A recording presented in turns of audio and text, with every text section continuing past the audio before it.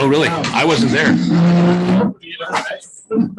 Just for myself, just for yourself. Yeah, but it counts. It still counts. Doesn't count. I don't know. We'll have to go to the judges on that one. Get a ruling.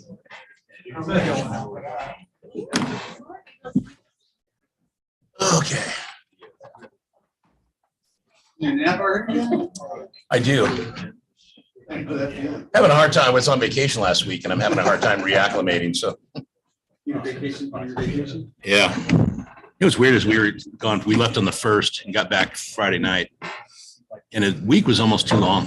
By Thursday, I was going, man, I got to get back. Until you got back in here. Until I got back in here. And then it was like, no, I need to go back to Mexico. And it was snowing. Huh? Yeah, it was snowing. Where were you in Mexico? Cancun. Yeah, it was like 80. Down in, right beside the Tucson. Okay. Yeah, no, it was like 84 to 88 every day. Sunny. But it's like, you know, you're just living you're kind of living in this fantasy land while you're there because you have no responsibilities other than, you know, Were you at an all inclusive? yeah. See, that's even better because then you're not worried about Oh, I know. everything's on the house once you paid for it. Oh, yeah. No, everything was like, the swim up bar was amazing. Okay, ready? All righty. It is 9 o'clock. It's time on our schedule for our weekly business meeting. And is Chuck Bloman here? Chuck Bloman's going to open us a prayer if you'll all stand. Thank you. Why don't you please pray with me? Father, we thank you for this morning and this time that the commissioners can get together with the community here and talk about the issues at hand. I just pray that your spirit would be leading and guiding the conversation, that people would be quick to listen, slow to speak, and that you would bring understanding and peace in this conversation. I thank you for everyone here. I pray that you would bless them, that they would know your presence with them, especially in this week where we remember your death and your resurrection. So please be with us now. In your name I pray. Amen. Amen. Thank you, Chuck. If you'll follow me in the Pledge of Allegiance. I pledge allegiance to the flag of the United States of America and to the republic for which it stands, one nation, under God, indivisible, with liberty and justice for all. Okay, and for the record, Commissioner Conley and Commissioner McDonald are here. Commissioner Bradshaw is excused. So Jeff, you're going to be doing all these. Again, Mr. Chairman, I move to adopt the order of agenda as presented. Okay, and I'll step down from the chair in a second. All those in favor say aye. Aye. Aye, motion passes. And we come to public comment. Anybody sign up? No. Okay, does anybody wish to speak? Seeing no one, we'll go ahead and move on. Consent agenda. Mr. Chairman, based on the information before us, I move to approve the consent agenda as presented. I will step down from the chair in a second. Any question or comment? Everybody's quiet today. Good job, Chuck. You got everyone to shut up. Must be. You come in and pray every week. Yeah, I know. Okay. Seeing none, all those in favor say aye. Aye. Aye, motion passes. Justice Services, Ron, Ron's not here? Administrators meeting. Oh, good for Ron. Good morning, commissioners. Is recommended the Board of County Can you Commissioners. state your name for the record, just so we have it on recording? Will Hunter. Okay, thank you. Detention Manager. It is recommended the Board of County Commissioners approve the ACI work order quote 973 attached here too in the amount of $6,415.25 for the maintenance and repair of all units in the Justice Services building. Thank you, sir. Mr. Chairman, I move to approve the ACI work order quote 973 in the amount of $6,415.25 for the maintenance and repair of all the units in the Justice Service building to be paid from Justice Fund Juvenile Detention Account number 034-75-00-000-7420 repairs and maintenance, buildings, fixtures, and grounds. Okay, and I will step down from the chair in a second. Any question or comment? I think I got enough zeros. Yeah. Kevin Moore for the record. So is this something that we typically do every year and probably similar monies then? No, it is not. This is, we have biannual inspections of our equipment, and they just did an inspection in the last month, I think. And these are just recommended repairs because all of our units are 10 years old. So this is not something we do every year then? No, No. no, we've got a, We have got an something wrong with the agreement with HVAC. Yeah, we have a maintenance agreement, but we have a problem with the HVAC out there, so it needs to be fixed. Any other question or comment? Seeing none, all those in favor say aye. Aye. Aye, motion passes. Thank you, Will. Emergency management, Bob Howard.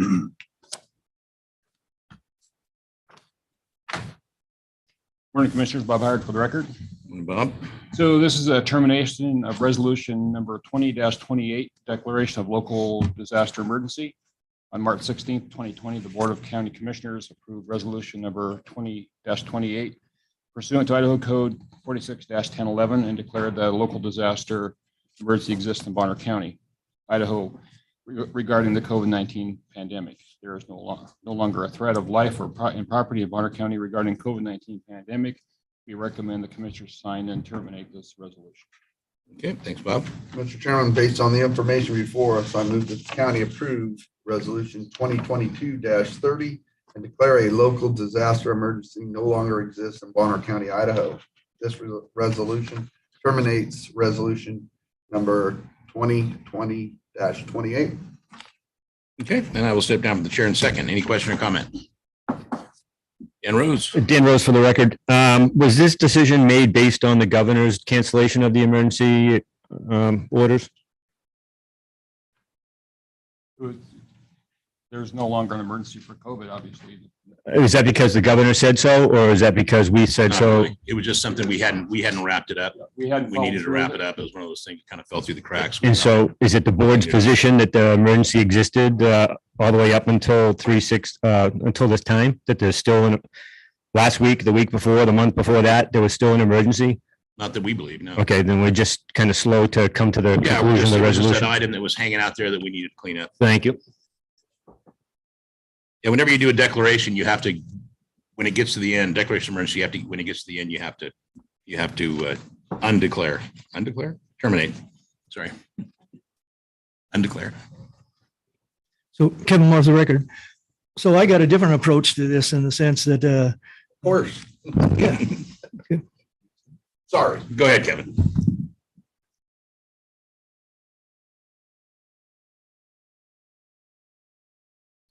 so the COVID scenario is still coming and going in waves all over the world. And so this is something that we can reapply then if so dictates that we have another wave here. Yeah, declarations of emergency or local disaster are really set up so that we can access other funding if we need to. That's the only reason to declare them. We had a local emergency with a flood that took out a public road privately maintained that we declared, what was it, a couple of weeks ago? We had all that rain come through. It wasn't a county maintained road, but we declared so that they could access funds from FEMA and emergency funds. So this is more of a local thing or whatever that you do irrespective of the governor or the federal government. Yeah. Okay, any other question or comment? Seeing none, all those in favor say aye. Aye. Aye, motion passes. Item Moving number on. 2, the attached contract is between Bonner County and Cobalt Land Management to provide project work for the treatment and removal of hazardous wildland fuels at locations in compliance with the specifications for the bonfire program. There will be no county match. This contract will be funded from Idaho Department of Lands, and this has been approved by legal. Okay, thanks, Bob. Mr. Chairman, based on the information before us, I move to approve and sign the contract for the hazardous fuels treatment between Bonner County and Cobalt Land Management for project work on the bonfire program funded by the Idaho Department of Lands grant with no county match. Okay, and I will step down for the chair in a second. Any question or comment? Go ahead, Doug. Doug Patterson for the record. Order of magnitude of dollars you expect to be spent? So these are just contractors get assigned to the projects. They do a bid for the certain projects. So we don't, Is there a max for the county? No match. Well, so there's no match for the county. Not match, max, Max, maximum to be yeah, it spent. says the contract's not to exceed 50,000. Right. In no event shall payment to contractor exceed $50,000 per prescription regardless of the applicable grant funding. Thank you. Okay, any other questions or comments? Seeing none, all those in favor say aye. Aye. Aye, motion passes. Good, Bob, number 3. The attached contract is between Bonner County and Echo Construction LLC to provide project work for the treatment and removal of hazardous wildland fuels at locations in compliance with the specifications for the bonfire program. There will be no county match for this contract. Is funded by Idaho Department of Lands and approved by legal. Okay, thanks, Bob. Mr. Chairman, based on the information before us, I move to approve and sign the contract for hazardous fuels treatment between Bonner County and Echo Construction LLC for project work on the bonfire program funded by an Idaho Department of Lands grant with no county match. Yeah, I'll step down for the chair in a second. It's the same condition, same contract, different contractor. Go ahead, Dan. Dan Rose, for the record, could you please just explain what the bonfire program is?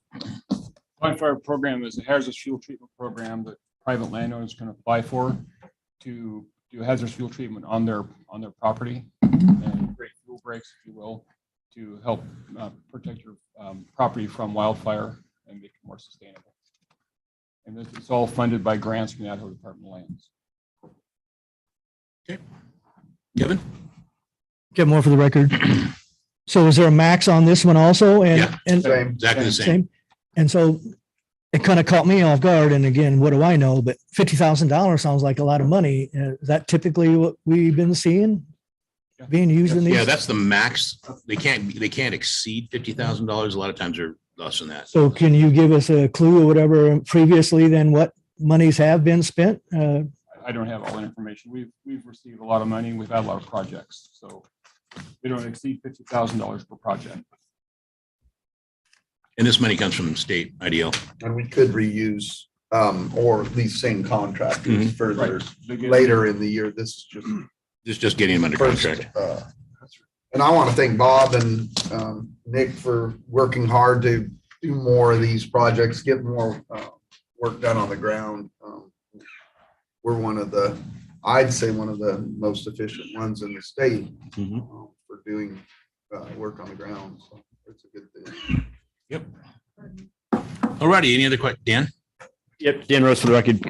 Could you just describe what the hazardous fuel treatment is? Is it picking up dead wood off the ground, or is it taking down standing dead wood? What are they doing? Takes out ladder fuels, anything 6 inches and under that would be a fire risk, and takes out brush. So your fuels, your fire don't climb trees, takes ladder fuels out on the ground, kind of parks it out, if you will. You've probably seen the signs around the county. You see them all over. It says bonfire work done by Bonner County. Okay, and I'm assuming that's county land they're doing it on, or? No, Private this is land. private land. So, and who's selecting the private property? The private landowner comes to us. We do an evaluation of the property. We make sure the property is within the grant area. And then if you fit the guidance, and we'll put together a project, and then we'll do all the contractors will go out and do a review your project, your scope of work, and they'll give us bids. And then we'll choose the right bidder for the project. So we've done multiple public outreaches in these different areas, and like Blanchard and the fair. I mean, bonfire program's always out there, and they're doing public outreach to say, you know, if you have issues, then we can come look at it and we can work with you to get this done. Okay, any other question or comment? So they have special machinery To the mic. for doing this stuff? To the mic. Identify your name for the record. Have more for the record. So do you have special machinery that they use doing this stuff? Yeah, they have masticators on like skid steers. They have equipment like that that'll go through and just masticate the wood on the ground. Chippers and things like that. They have a band of 50 beavers that go, no, I'm just kidding. Okay, so any other question or comment? Seeing none, all those in favor say aye. Aye. Aye, motion passes. Thank you, Bob. Next, Road and Bridge is going to be Matt.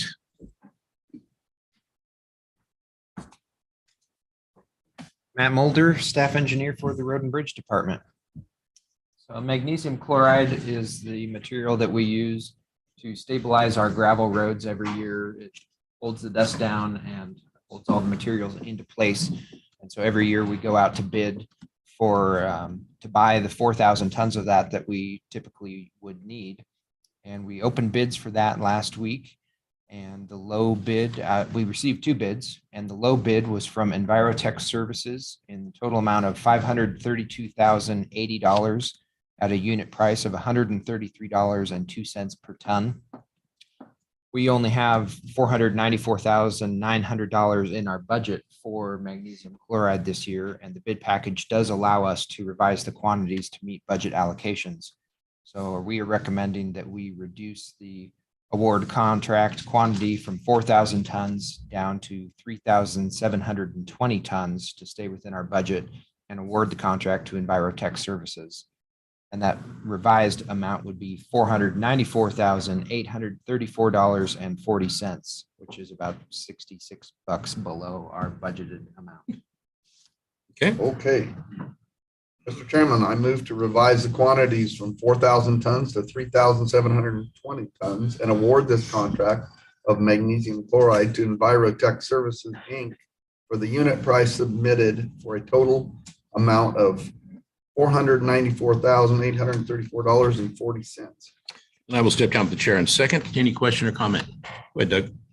Doug Patterson for the record. Has there been any research done on this stuff in terms of long-term runoff, local waterways getting saltier, shall we call it? Not by our department. I couldn't say. Okay. The trade-off is the reason the mag chloride program started was because of air quality issues that we had. Bonner County was one of the worst back in the, what was that study done? The 80s? Before I was here. 87, I think. And the primary contributor to the air quality issues was dust from gravel roads. Yeah. Let alone the fact that what mag also does, it helps bind that road so we lose less gravel, less material.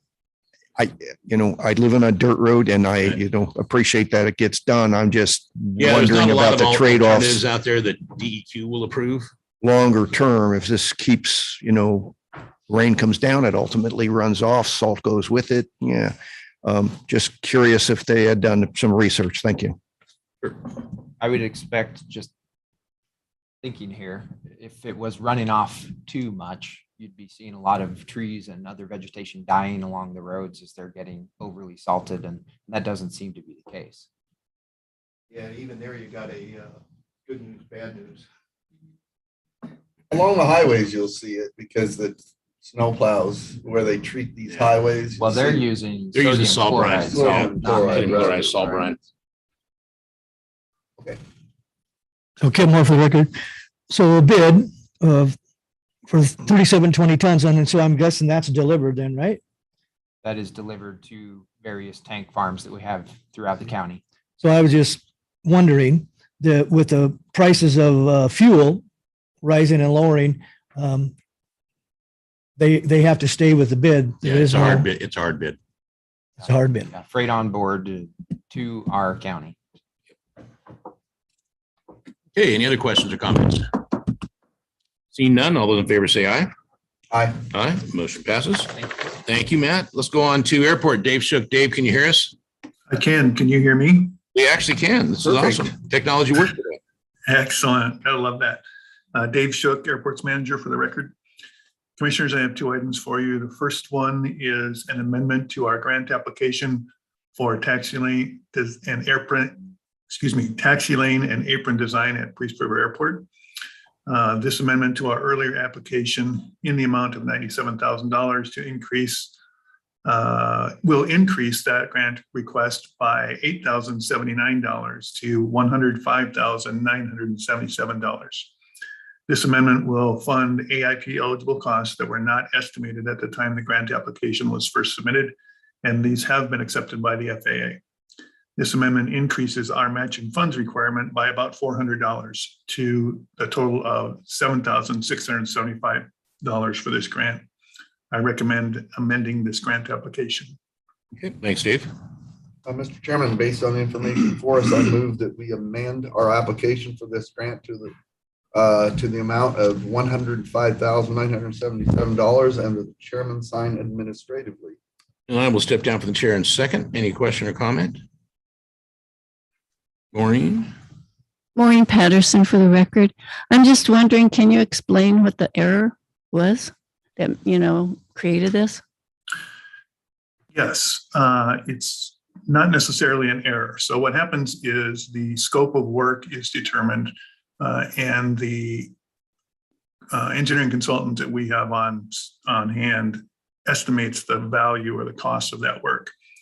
And whenever a grant application reaches around the $100,000 mark, the FAA requires what's called an independent fee estimate by another engineering firm, just to make sure that everything was considered and that the proposed fees by our engineering consultant are in line and we're not spending too much money because of a close relationship. In that independent fee estimate by another engineering firm based in Colorado, they came back with a higher estimate on some of the geotechnical details. And then our firm looked at it again and said, yes, I think that's probably more accurate. So they sent those numbers off to the FAA for concurrence. The FAA did concur with that. And so this is why we're amending the grant by that $7,600. Okay.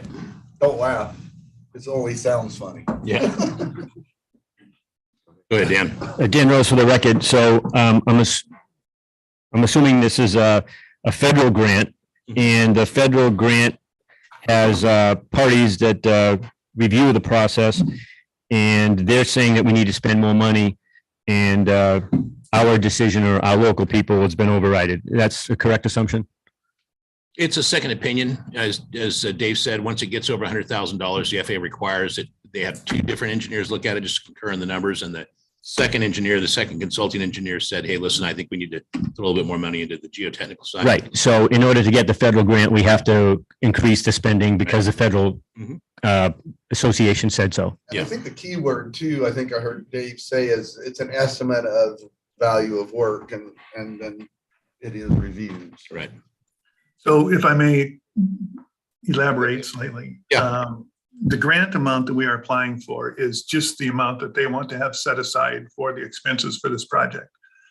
We will only be reimbursed the actual expenses. They may be less than this, but they want to make sure that they have enough set aside in their program so that we're covering all the likely costs that are going to come up.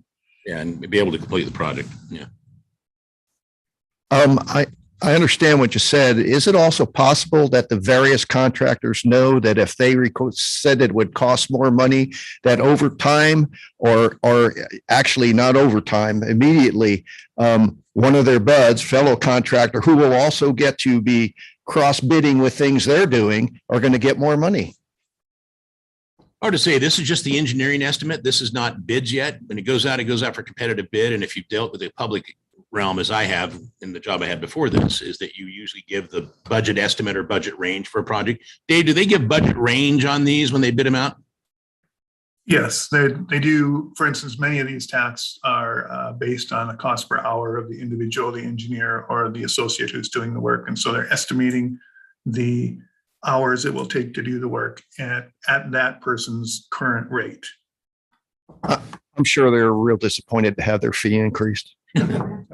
Well, actually, they were not real disappointed. They were thankful that the other engineering firm caught something that they didn't, which happens occasionally, once in a while. That's one of the reasons we have the review process, much like the review appraisals we do. Yeah, and let me tell you the downside. If they hadn't caught this, what it would be is a change order, and instead of costing $8,000, probably would have cost $40,000 under a change order to the contractor. So. Okay, any other questions or comments? Seeing none, all those in favor say aye. Aye. Aye, motion passes. Go ahead, Dave, number 2. Thank you. Number 2, this is the work order with our consulting engineer, TO engineers, for the work that we just talked about with that grant application. And this work order will be attached to and made part of and incorporated by reference into the master professional services agreement between Bonner County and TO engineers dated January 23rd, 2020. The scope of work includes the development of one set of contract and bid documents for the project. Contract documents will be prepared for the project to be bid under one construction phase. In preparation of this scope of work, the engineer will assume that design services will be provided from February 2022 to January 2023. It's noted that the project's construction may be delayed depending on the availability of grant funding. I recommend entering into this engineering services agreement. Okay, thanks, Dave. Mr. Chairman, based on the information before us, I move that we enter into this engineering service agreement in support of the recent grant application and that the chairman sign administratively. And I will step down to the chair in second. Any question or comment? Go ahead, Kevin. Commissioners, if I could, I would just like to speak to the audience a little bit about this. What we have is a master engineering contract with our engineering consultants for both airports, and those contracts cover a 5-year period. And then anytime we have a project that comes up within that 5-year period, there's a specific scope of work and work order, which is what this one is, for that specific project. So this then defines what they're going to do and what the likely costs for that are. And this particular project is the one that the grant application was just applied for or amended for, and will be funded primarily by the FAA AIP program. Okay, thanks, Dave. Go ahead, Kevin. Kevin Moore for the record. So I think you tried to answer my question. What is the amount of the engineering fee? But you're saying it's paid by the federal anyhow. Yeah, the FAA funds 90% of this, and then the state kicks in between 3 and 5%. So our portion is typically between 5 and 7%, which is where the $7,000 comes in that I talked about a little bit earlier.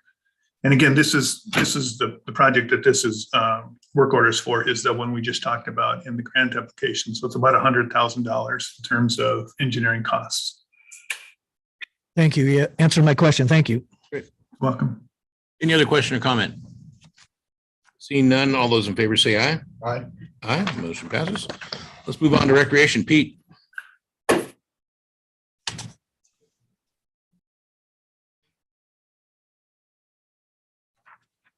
morning, everybody. Pete. Pete Hughes, Recreation Manager for the record. One item for consideration this morning. The Priest River Chamber of Commerce is looking to relocate this year's Timber Days event to the city's newly acquired property located next to Bonner Park West. They are requesting the closure of the parking lot and boat launch on July 30th of this year from 7 a.m. to 8 p.m. Okay. Mr. Chairman, based on the information before us, I move to approve the closure of the Bonner Park West boat launch and parking lot on Saturday, July 30th, 2022, from 7 a.m. to 8 p.m. You and I will step down from the chair in second. Any question or comment? Maureen Patterson for the record. So this is for Timber Days. Can you tell me It is. more about it? Yeah, it's just for Timber Days. To my knowledge, we've done it a number of times in the past. Oh, July 30th in Priest River. Priest River at the Bonner Park West is the park down on the river there. The property adjacent to it. Yeah. Okay, any other question or comment? That's days like DAC. No, it says, it has S, not a Z, but it is Priest River, so. I always have to take a shot at Commissioner Conley being from Priest River, so. Okay, thanks, Pete. Any other question or comment? All those in favor say aye. Aye. Aye, motion passes. And last but not least, Sheriff's Office. Roar, come on down. Morning, Roar. Lakewood for the record. For your consideration this morning, we're asking for a signed contract for invasive species check stations. The Idaho State Department of Agriculture, ISDA, is entering into an agreement with the Bonner County Sheriff's Office for law enforcement services. The Sheriff's Office will provide all necessary personnel, equipment, supplies, and supervision in order to provide law enforcement services related to the Idaho invasive species inspection protocol.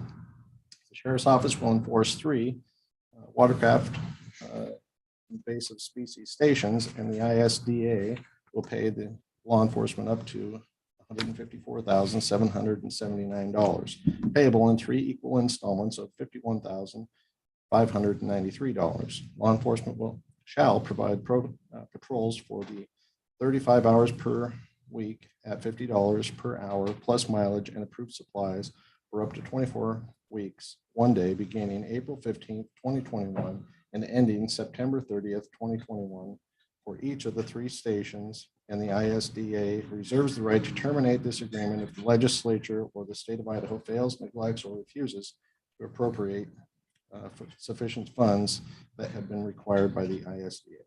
Okay, thanks, Ron. Mr. Chairman, based on the information before us, I move to approve the agreement with Idaho State Department of Agriculture and Bonner County Sheriff's Office to provide law enforcement services.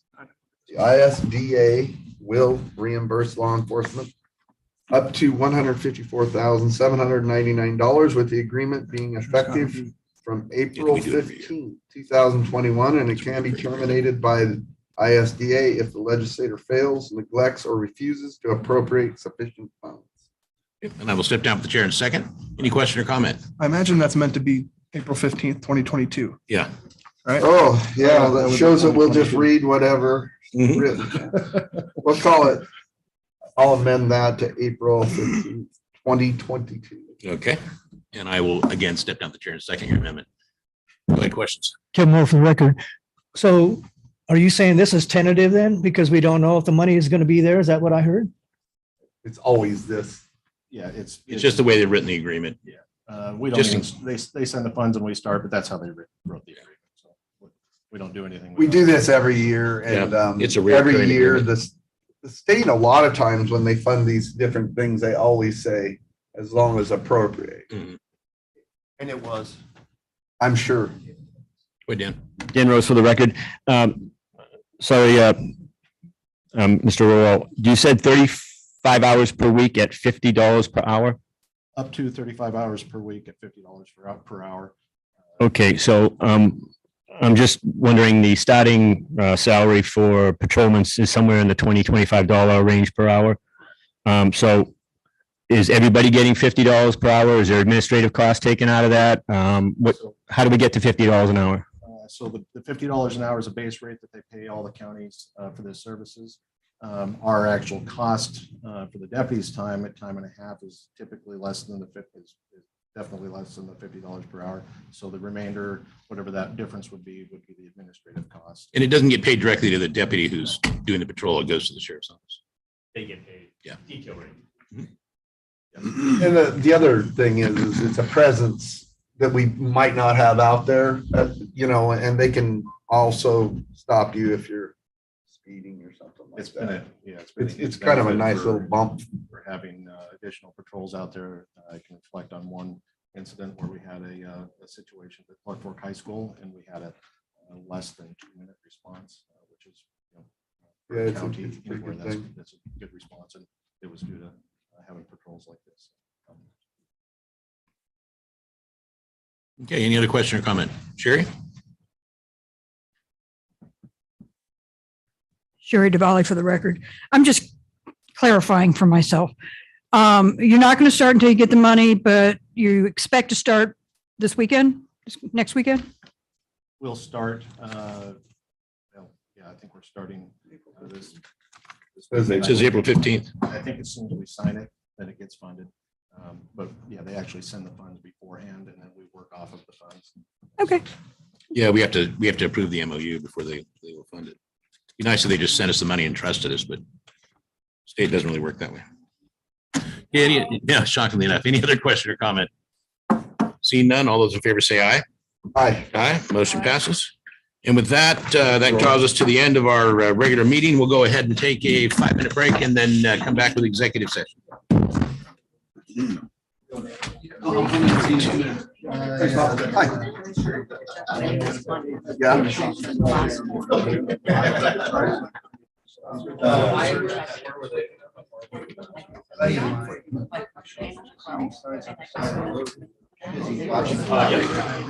Charles coming soon and I have exec session, so you could have like. I think so. I've done a lot of studying on the different things. And I'm pretty sure that I can spend those and still